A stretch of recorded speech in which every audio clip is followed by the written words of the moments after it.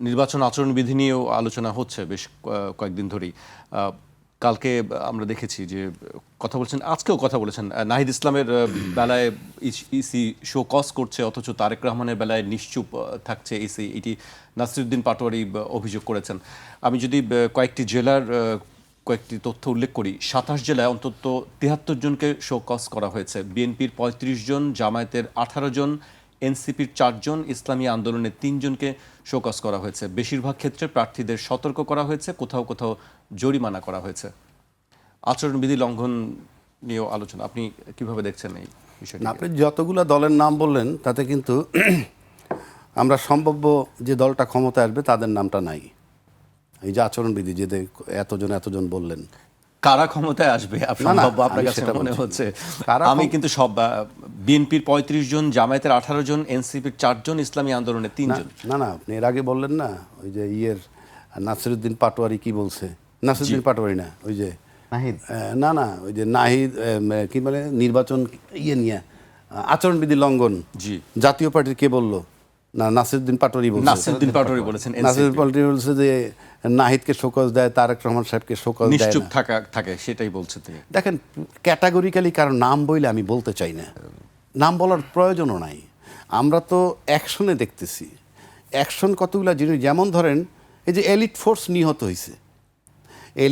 নিহত হয়েছে ইলেকশনের আগে। আচ্ছা, পীরের বাগে কি হাড্ডাহাড্ডি মারামারি হইতেছে, মহিলাদেরকে আটক পর্যন্ত করছে বললেন। তারপরে হারানো অবৈধ অস্ত্র উদ্ধার হয়নি, ইন এডিশন লুট করা অস্ত্র, যেটা পুলিশের থানার থেকে, যেটা একটা হাস্যকর বিষয়। পুলিশের অস্ত্র লুট করে আর সেই অস্ত্র উদ্ধার হয় না, এই ঘটনা ভাই আমার জন্মের পরে বাংলাদেশে পয়লা শুনলাম। কারণ তারা উদ্ধার করতেছে না। উদ্ধার করবে না কেন? করবেন না কেন সে তো বহু আগেই বলে গেছি। ফ্রম ডে ওয়ান দিস গভর্নমেন্টে কেউ কোঅপারেট করে না। আর এখন তো গভর্নমেন্ট আউটগোয়িং, এখন তো গভর্নমেন্ট ঝুঁকে গেছে কিভাবে বের হয়ে যাবে, এখন সে কিভাবে বের হবে সেই চিন্তায় আছে। নাইলে স্বরাষ্ট্রমন্ত্রী যখন বলল যে এই অস্ত্রগুলা ব্যবহার হবে না, এই যে অস্ত্রগুলা লুট করছে সেই অস্ত্রগুলো ব্যবহার হবে না, তাহলে কি উদ্ধার হয়েছে এবং একটা সেফ কাস্টডিতে রেখে দিছে একটা পরিবেশ বোঝানোর জন্য যে অস্ত্রগুলা বাজারে আছে? এই প্রশ্নগুলো তো আসে। আপনি কী হিসাবে বললেন ওই অস্ত্র ব্যবহার হবে না? আপনি ওই অস্ত্রগুলো চেনেন। এরপরে স্বরাষ্ট্রমন্ত্রী বহাল তবিয়তে আছে। এরপরও রাজনৈতিক দলগুলো বলে না যে ওনার চলে যাওয়া উচিত। এরপরও রাজনৈতিক দলগুলো বলে না যে কেউ বলে লেভেল প্লেইং ফিল্ড নাই, কিন্তু রাজনীতি এরপরে যারা বলে না যে লেভেল প্লেইং ফিল্ড হয় নাই, যেমন জামাত প্রশ্ন করছে লেভেল প্লেইং ফিল্ড নাই, কিন্তু অন্য বড় দল কি বলছে যে লেভেল প্লেইং ফিল্ড আছে?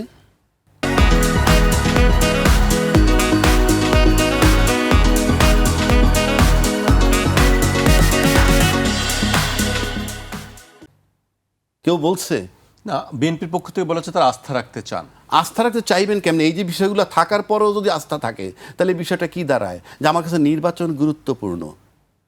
এখন আসেন, নির্বাচন তাদের কাছে তার আগে আপনি যে কথাটা বলছেন আচরণবিধি লঙ্ঘনে আপনি যদি এই জিনিসগুলো দেখেন, যেটা আমি বলতে গেছিলাম আপনাকে, যে দ্বৈত নাগরিকত্ব নিয়ে নমিনেশন প্রাপ্ত আছে, মনোনয়নপত্র বাতিল হয়নি, জি, ঋণ খেলাপি বাতিল হয়নি, আবার দ্বৈত নাগরিকত্বের প্রার্থী বাতিল হয়েছে সেটাও আছে, ঋণ খেলাপি বাতিল সেটাও আছে।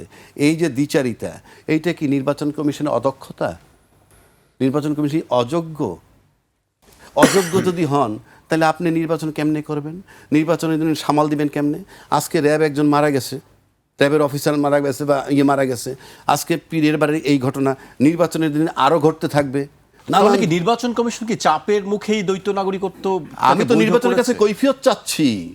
আপনি এক জায়গায় দ্বৈত নাগরিকত্ব লোক বাদ দিচ্ছেন, আর জায়গায় দিচ্ছেন না কেন? তাহলে আপনি নির্বাচনটা তুলবেন কেমনে? আর সেই নির্বাচন তোলার জন্য আমরা ব্যস্ত কেন?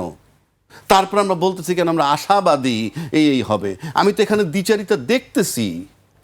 একটা স্বাধীন দেশে সবার চোখের সামনে এটা চলমান থাকবে নির্বাচন কমিশনের এই অ্যাক্টিভিটিস, আর আমরা সেটা তাকায় দেখব। একবারও কি ভাবছেন নির্বাচন কমিশনের এই সুযোগ, এই অদক্ষতার কারণে কিংবা তার ভয়ের কারণে হোক কিংবা সুদূরপ্রসারী ইঞ্জিনিয়ারিং পরিকল্পনার কারণে হোক, কিন্তু যারা ক্ষমতায় যাবেন, এমপি হবেন, লিখে রাখেন সময়ের ব্যবধানে এইগুলো আপনাকে ছোবল মারবে, কেন মারবে সেটা বলে দিচ্ছি। সেটা প্রমাণ করে গেছেন আবার শফিক রেহমান সাহেব। কয়েকদিন আগে উনি সাংবাদিকদের সম্মেলনে বক্তব্য রাখছেন এবং সেখানে উনি পরিষ্কারভাবে বলছেন, কোনো সাংবাদিকদেরকে বলছেন দালাল হিসেবে চিহ্নিত করেছেন। আমি নামটা বললাম না, পত্রিকার নামটাও বললাম না, আমি তাদের ছবি দেখছি তখন মুখের উপরে জাস্ট এইভাবে হাত দিয়ে কোনো মানে একটু আড়াল হতে চায়, বাট ক্যামেরা তো ধরে আছে। দালাল শব্দটা ব্যবহার করার বলছে, ওনার বলতে খারাপ লাগতেছে। আপনারা একসময় আওয়ামী লীগের দালালি করেছেন, আপনারা এখন আজকে বিএনপির দালালি করছেন কেন? আপনার সৎসাহসটা আপনি আওয়ামী লীগের পক্ষেই লেখেন না, তারপরে আবার বলছেন আমি জানি আপনাদের পয়সা দরকার, পয়সার জন্য করেন। এর পরে আপনি কি আশা করেন? তখন তিনি নিজের ব্যাখ্যা দিয়েছেন ওনার বাড়ি ভাড়া ইনকাম আছে, দিস ইনকাম আছে। সুতরাং আপনারা বিকল্প একটা ব্যবসা বাণিজ্য করেন, কিন্তু পয়সার বিনিময়ে আজকে অমুকের দালাল, কালকে তমুকের দালাল, এটা হয়েন না। এরপরে আপনি কি আশা করতেছেন এবং সেটা আমরা তাকায় তাকায় দেখতেছি। আমি আবারও নির্বাচন কমিশনে বলছি যে দুইটা বিষয়ে কাজ করছেন আপনি। একটা তফসিল ঘোষণা করছেন কোন আইনে, আর শাহজালাল বিশ্ববিদ্যালয়ের নির্বাচন ঘোষণা বাতিল করার জন্য আপনি চিঠি দেন কোন আইনে, আপনি পরিষ্কার করবেন। 3 নম্বর আসেন, যেটা বলতেছিলাম, আজকে যেমন ধরেন মোমেন সাহেব, আমি দেখলাম, আপনি লক্ষ্য করে দেখছেন যে মোমেন সাহেব একটা প্রশ্ন রেজ করছে। 1 নম্বর সে বলছে আওয়ামী লীগ ছাড়া নির্বাচন করলে সেই নির্বাচনটা গ্রহণযোগ্য হবে না, বলছেন উনি। কেন হবে কি হবে না সেটা আমার প্রশ্ন না, উনি বলছেন। আমি ওনাদের কথা, যেমন শফিক রহমান সাহেবের কথা আমি কোট করলাম। তারপরে বলতেছেন উনি, আপনি আমেরিকান অ্যাম্বাসেডর সাহেব দেখা করছেন সম্প্রতি বিএনপির চেয়ারপারসনের সাথে, এবং সেখানে কিন্তু উনি সব দলের সাথে কাজ করতে চান এবং ইনক্লুসিভ নির্বাচন চান। ইইউ একই কথা বলেছে। আমি বলছি না আমি চাই কি চাই না, কারণ আমি এখানে অ্যানালাইসিস করতেছি, আমার এখানে কোনো নিজস্ব মতামত না, আমি তাদের কথাগুলো বললাম। কেন? যে এই নির্বাচনটা হওয়ার পর এটা সিমটমটা আমি যেটা দেখতেছি এইটা খুব বড় আকারে। কেননা আপনি কিন্তু আওয়ামী লীগকে ব্যান্ড করেননি, রাষ্ট্র আওয়ামী লীগকে ব্যান্ড করেনি, রাষ্ট্র আওয়ামী লীগের কার্যক্রম নিষিদ্ধ করছে, স্থগিত করেছে। তা আমরা যারা গর্ব করি, অহংকার করি গণতন্ত্রের পক্ষের শক্তি, আপনারা কেন চিৎকার করে বলেননি সব দলের নির্বাচন হওয়া উচিত? আমি একবার বলছি না হওয়া উচিত কি উচিত না, যেহেতু ব্যান্ড করে নাই। নাৎসি বাহিনী ব্যান্ড হয়েছে, ওই যে কি হিটলারের নাজি বাহিনী, ইটালির আরও এক পার্টি ব্যান্ড হয়েছে। ব্যান্ড হইলে সেটা লিগ্যালি হোক আর ইলিগ্যালি হোক সেটা এক কথা, কিন্তু আপনি গণতন্ত্রের পক্ষে বয়ান দিতেছেন আপনারা সবাই মিলে, সব রাজনৈতিক দল, অথচ আপনারা ব্যান্ড পার্টিরা, কিন্তু পার্টি ইনক্লুসিভ নির্বাচন, ওই যে আজকে এই সুর তুলছে যেটা বললাম আব্দুল মোমেন সাহেব, সমস্ত হাই কমিশনাররা বলতেছে, এমবাসি বলতেছে। তো এইটা তো সময়ের ব্যবধানে, এটা তো লজিক্যাল প্রশ্ন।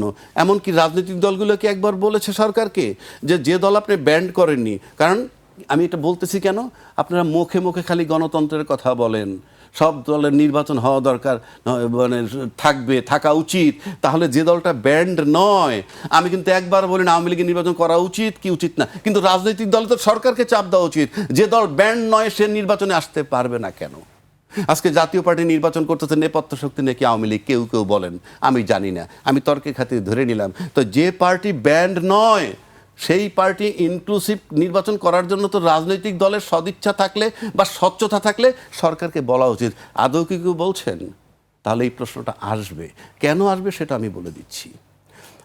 সবাই বলে 35% ভোটার আওয়ামী লীগের, সব তর্ক করে বাদ দিলাম। 25%ও যদি থাকে, তার 20%ও যদি থাকে, ভোটার মানে জনসংখ্যা, 20% থাকলেও 20 কোটি লোকের 5 কোটি, 5 ভাগের 1 ভাগ হলে 4 কোটি, 4 ভাগের 1 ভাগ হলে 5 কোটি। আপনি 5 কোটি লোককে বঞ্চিত রাখতেছেন।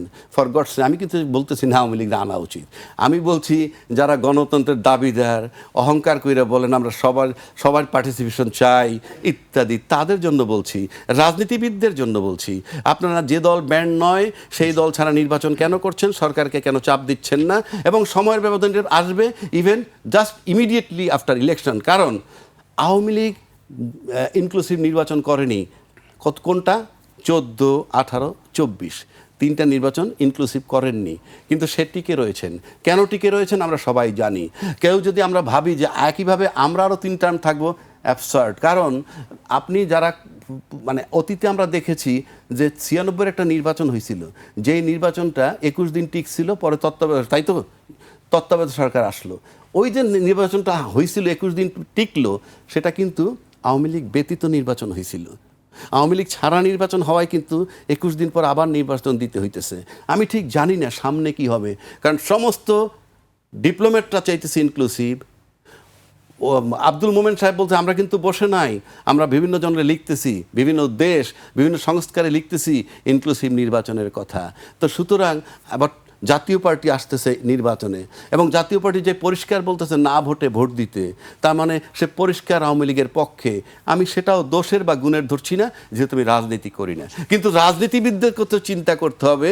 কালকে যদি ইনক্লুসিভ নির্বাচন ইস্যুটা চলে আসে, সামাল দেওয়া কঠিন হবে যদি আপনি এই নির্বাচন যাতে আবার একটা তত্ত্বাবধায়ক সরকার দিতে হবে, এই গ্রাউন্ডই যাতে এই নির্বাচনটা বা মানে মেয়াদ দুর্বল বা সংক্ষিপ্ত না হয়ে যায়।